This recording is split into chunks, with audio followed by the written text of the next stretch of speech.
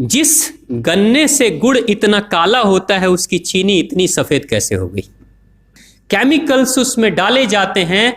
और मैं एक चीनी मिल के अधिकारी जो मैनेजर है, मैं उनकी बात आपको बता रहा हूं। उन्होंने कहा कि मुझे लगभग 12 साल हो गए चीनी मिल में काम करते हुए, और जब से मैंने काम करना शुरू कर दिया चीनी मिल में, तभी से मैंने घर में चीनी लाना ही बंद कर दिया। मैं तब से अपने बच्चों को चीनी खिलाता ही नहीं हूं, जबकि नौकरी से सैलरी वहीं से मिलती है, मगर चीनी नहीं। मैंने कहा कि आखिर कौन सी घटना घटी जिसके कारण से आपने ऐसा किया?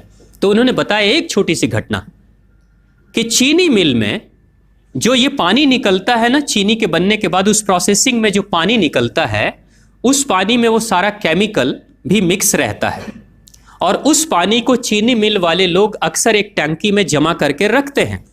ये सभी चीनी मिल वालों के पास में होता है, आप भी कभी जाएंगे तो आपको भी पता चलेगा। वो टंकी में वो पानी रखा जाता है, लेकिन रोज रोज प्रोसेसिंग हो रहा है, रोज चीनी बन रही है, रोज बहुत सारा पानी आ रहा है, तो आखिर कब तक? एक टंकी की क्षमता है ना, कितने दिनों तक वो टंकी खाली रहेगी? भर जाती है, भरेगी तो फिर क्या करेंगे? खाली करना है। तो क्या किया था चीनी मिल के लोगों ने? सोचा कि छोड़ो ना, अब कहां जाएंगे उसको फेंकने के लिए कहीं दूर, क्योंकि अब उतनी बड़ी टंकी जिसमें हजारों गैलन पानी है, उसके लिए ट्रांसपोर्ट में कितना खर्च आएगा, तो बेहतर होगा रात के अंधेरे में कहीं खेत में डाल देते हैं। क्योंकि जनरली फैक्ट्रियां तो होती हैं ऐसे ही बिराने में, तो कहीं डाल देते किसी खेत में, क्या पता चलेगा पानी है कि चीनी मिल का पानी है, क्या है। तो ये सोचकर मैनेजमेंट वाले लोगों ने रात में ही उस पानी को खेतों में छुड़वा दिया, और नतीजा ये हुआ कि उस खेत की सारी फसल जल गई, मिट्टी बंजर हो गई। और जब किसान पता करने लगा कि आखिर क्या हुआ मेरे खेत में, जब चेकअप कराया वो मिट्टी का, तो पता चला कि इसमें तो चीनी मिल का जो वेस्ट मटेरियल है वो डाला गया है।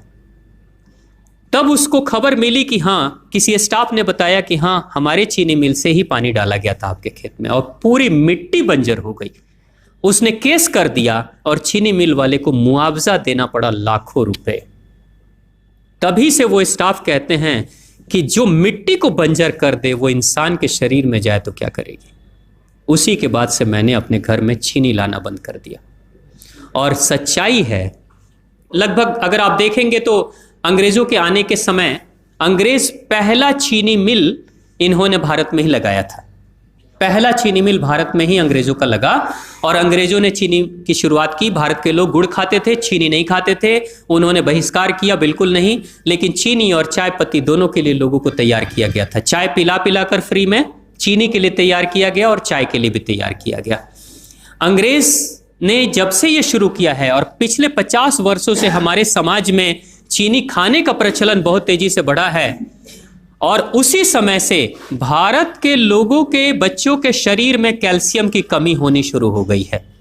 अगर कोई माँ, अगर कोई बहन जो गर्भवती हो, गर्भकाल के दौरान अगर चीनी का सेवन अगर कोई बहन कर रही हो, तो चांसेस ज्यादा होते हैं गर्भपात होने के। कोई माँ अगर बच्चे के जन्म से पहले 1 साल पहले से ही चीनी छोड़ दे और सामान्य भोजन करे, अपना ही दूध बच्चे को पिलाए, और कम से कम 5 साल तक बच्चे को चीनी ना खिलाए, खुद को चीनी ना खिलाए, उस बच्चे को कभी भी ऑस्टियोपोरोसिस की समस्या नहीं हो सकती। कैल्शियम की कमी उसके शरीर में कभी नहीं होगी। चीनी जब जाती है आपके शरीर में, तो बाहर जब निकलती है तो अकेले नहीं निकलती, कैल्शियम लेकर निकलती है। चीनी कैल्शियम लेकर निकलती है, हड्डियों को गलाकर निकलती है।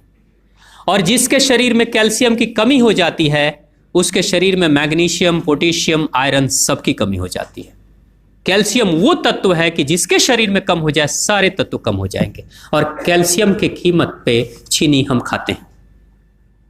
भारत, पाकिस्तान, बांग्लादेश, नेपाल, ऐसे कुछ देशों के अलावा दुनिया के बहुत सारे ऐसे राष्ट्र हैं जहां चीनी का इस्तेमाल ही नहीं होता। आज भी चीनी खाते नहीं, बहुत सारे देश नहीं खाते बिल्कुल।